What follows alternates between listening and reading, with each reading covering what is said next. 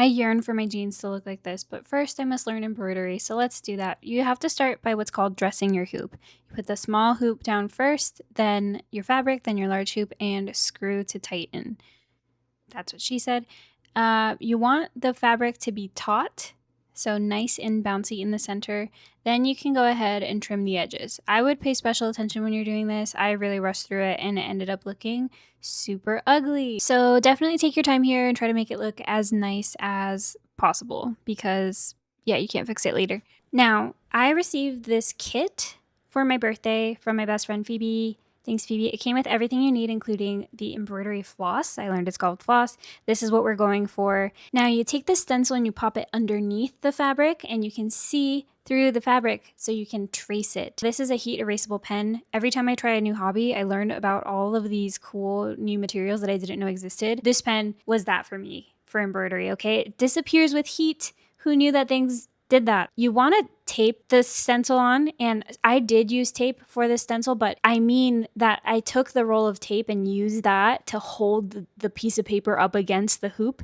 No, you want to physically take the piece of tape off and attach it to the hoop so that it's secure in place. I don't know why. This kit is very cool. Okay, it comes with everything you need. It's great for beginners. It was a gift, as I mentioned, for my birthday, and I would really recommend this company. It's a small business, and there's this really like pleasant Australian lady who explains everything to you. So if you like that, that's cool. I did struggle quite a bit with the pace of instruction. I felt like it was quite slow. The videos would sometimes start playing out of nowhere or they wouldn't advance. Anyway, this is my attempt to give you that information much faster. So when you're tracing things, make sure to be as precise as possible. I kept making mental notes to fix it later when I embroidered, but those mental notes did not work and things ended up crooked. All right, so let's get into the embroidery floss. Yes, it's called floss, not string. It's actually made up of a bunch of little strings, so 6 strands to be exact. Now, this is what I was struggling with. You want to unravel a piece that's not too large, okay? Don't get too ambitious. It gets complicated. You want to secure one end with a double knot. So a cool thing I learned is if you push the bottom of the knot with your thumb, you can better control where the knot ends up. Like I mentioned earlier, you want to keep your piece of floss short because if it's too long, it's unmanageable. It gets a lot of knots and tangles in it. I really learned this the hard way. Once you have your knots secured, the next thing you want to do is start separating the strands. This is definitely the most tedious part of the embroidery process. So you want to do this by kind of combing your fingers through the floss. You can start by separating them in 2 groups of 3. It's important to try to keep the entire string taut throughout this process. Then you can move on to separating the individual strands of floss. Make sure to go slow here. Going too fast can really put you into a hairy situation or can create knots, so go slow. Okay, finally time to thread the needle. Did you know that there's tools for this? I didn't. I will be using those from now on. This is like so difficult. It took me a solid 5 minutes every single time. All right, we finally made it to our first stitch. This is called the back stitch, and the way it works is that first you go forward. The reason for that, I assume, is to give the stitch context, right? You can't go back without first going forward, right? So first do 1 stitch length forward and then skip ahead a stitch length and return back. And you want to go back into the same hole that you came out of or went into originally. And there you have it. There's your back stitch. So this is what we use for all the tree branches. We use 3 strands of floss for these in the brown color. A few things that are important to keep in mind as you're embroidering. You want to pull and make sure that everything is taut, but you don't want to be pulling too tight, right? If you're creating any type of resistance on the fabric, any sort of drag on the stitches or anything like that, you're doing it too hard. You want it to just lay flat on top. Now you'll see here for this last stitch that I did on this branch, I really didn't like it. I thought that I didn't really meet the entry point as well as I could have. It's a very easy mistake to correct. Just take your needle, pull out the stitch, rethread the needle, and do it again.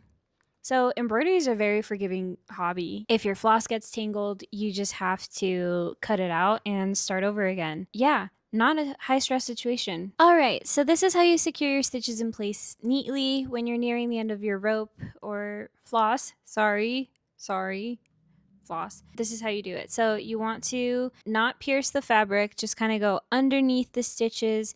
You go weave once, do it again, and on your second time, go underneath your loop to make a knot and weave once again. This will tuck in the tail once you snip it, and do it just another time for good measure. And now once you've done it twice, now you can snip it very close to the end. And that's it really. Just repeat that process for the rest of the branches. For the tree trunk itself, it's still a back stitch, but you want to go up one side of the tree trunk and come down the other side. You want to kind of lay them like brick, maybe kind of interlocking with each other. And you know what? I'm going to address the elephant in the room. Why am I doing a Christmas tree when it's May probably by the time you're seeing this?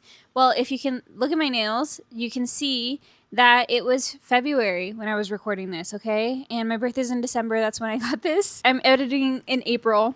So if you see this by May, I'll be happy. I accidentally let go of the thread here. Make sure that you're pinching kind of the tip of the needle to avoid this happening, because rethreading the needle is the most annoying thing. Okay, next up we have the heterosexual stitch. So this one's pretty straightforward. It's what we use for all of the little tree leaves. Straightforward, get it? Yeah, literally you just go straight forward, one stitch length. It is extremely simple. And just select the next closest point to start your next leaf. Keep in mind, you have to constantly readjust your hoop to make sure that your project is taut as you move throughout, because things get kind of loose. Here's another way that you can secure your stitches if you don't have enough thread. Floss. Just tie it like you would a knot on your shoes. I think it's really great to have so many options. All right, moving on to satin stitch. This one is really fun to touch, okay? Now, if you ask me what the difference is between this and a straight stitch, or a bunch of straight stitches put together, I really don't know what to tell you, okay? They're identical to me, but look how cool this is, okay? This is really where I was getting giddy about the embroidery process. Here's how you tie it off. And I realized that I'm not supposed to be doing the whole present. I was supposed to be doing it in sections so that I would leave room for the ribbon. And I still did this second present incorrectly, because I only did it in 2 sections instead of 4. Now, this is again something where I had made a mental note when I drew the picture, like, okay, make sure to embroider these presents a lot straighter when you do them. But no, I did not accomplish that. They just still came out so crooked. But yeah, look, check out how I'm securing the stitch. You just do it off the corner. And then because there's so much room for you to put the floss, you just tuck it in underneath all the stitches. But it's very important that when you're threading underneath, make sure that you really are not catching anything or you're not piercing the fabric. So check the front of your hoop to make sure that that's not happening. Okay, finally I was able to do one of the presents correctly. You see how it's split into 4 quadrants? That's the way it's supposed to be. And then you add the ribbon. I think this is also a satin stitch. It could be a straight stitch that you use for the ribbon. I really don't know. It's the same. Now for the top of the ribbon, we're getting into the good stuff now, okay? This next stitch is called a lazy daisy, and I think it is one of the cutest things ever. So you want to enter at the bottom point of this oval here. So you take your floss and you kind of loop it around on the top of your hoop, and you go back in just next to where you came out of, okay? But leave the floss on top. And it helps if you hold it in the direction that you want it to go, just to make sure that you're getting the shape that you want. Now you want to bring your needle back up at the very top of the oval, and while pulling up and away in the direction that you want your hoop to go, pull the string so that it becomes nice and taut. Then you're going to reinsert your needle on the other side of the loop so that you kind of hold it down, and you can place your finger here so that you just guarantee that you're putting it into the correct shape. But yeah, basically you're stitching it down, and it gives you the cutest little loop. So just do that twice for the present. Moving on to the French knot, this is a little complicated. So what you want to do is hold your needle parallel to your project, and then you wrap the floss around the needle 2 times, and you reinsert it in the point just next to where you came out of. If you put it back into the point where you came out of, the knot is so small that it will fall through the back. You also want to make sure that you kind of wiggle it, because the knot is so small. It's going to take a little bit of effort to get the floss all the way through to the back. And make sure you go slow. You don't want to create any knots, except that you are creating a knot. This is a knot. but no extra knots, okay? And you just get this beautiful little dainty little flower looking thing. And if you put a bunch of them together, they look so cute. So there you go. All right. Next is a chain stitch. We're going to use this brown color for that, and we're using all 6 strands for the basket. The way you start this, I don't know what I was pointing to. Okay. Anyway, you pull your thread to the top. It's very reminiscent of a lazy daisy, okay? Pull your thread to the top, re-enter into the same hole, and be careful not to pull it all the way through. Now, you want to put your needle back up and make sure that you're entering on the inside of the loop, just at the top there. And then as you're pulling the thread through, pull away from like in the opposite direction of the loop so that you get a good shape as you're forming it. Now here's the difference between a lazy daisy and a chain stitch. A lazy daisy, you would put the stitch on the opposite side of the loop, but for a chain stitch, you want to put it back inside the loop. So it's basically going to be just next to the exit point for the second loop, and then you want to draw your needle back out again to make another loop, if that makes sense, and then continue that process, going all in one direction. And then once you reach the end of the row, that is when you secure the side with a stitch like you would a lazy daisy. But otherwise you reinsert the needle on the inside of the loop, if that makes sense, not stitching it down on the outside. So on the next row, you want to go in the opposite direction and just continue that pattern going, in opposite directions to get kind of a basket effect. And oh my gosh, we're so close to being done. Are you excited? I can feel it. Yes, all that's left to do is a star now. That's a series of straight stitches. Look at us go. Oh god. Okay. It sensed my excitement and was trying to sabotage me. Okay. Just know that your embroidery project can sense your emotions. So if you're really excited and eager to get done, it will do something to sabotage you. So try to remain calm in these last finishing steps, because otherwise things can happen. So make sure to tie off your ends there as neatly as you can.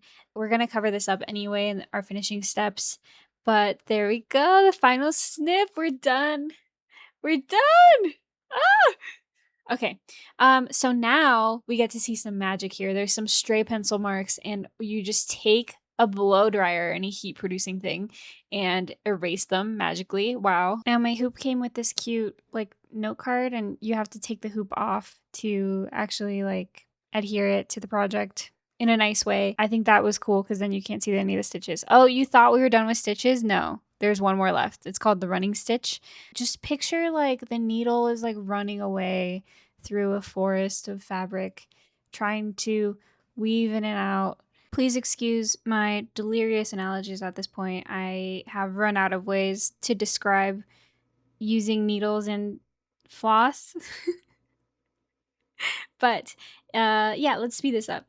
There is no knot securing it at this point. So if you keep pulling on the string, it will come completely undone. But we will be securing it at the end. Just keep weaving in and out and don't pull too hard. But at the end, this is what you want it to look like, both ends on top. And then my favorite part, you pull on the string. You know, if embroidery had been tucking up to this point, this would have saved it. Like, it was all worth it for that moment. That was like a clam slamming shut or like a flower closing or something. I don't know. It was super satisfying. Go ahead and secure it off with a cute little bow. Classic bunny ear situation.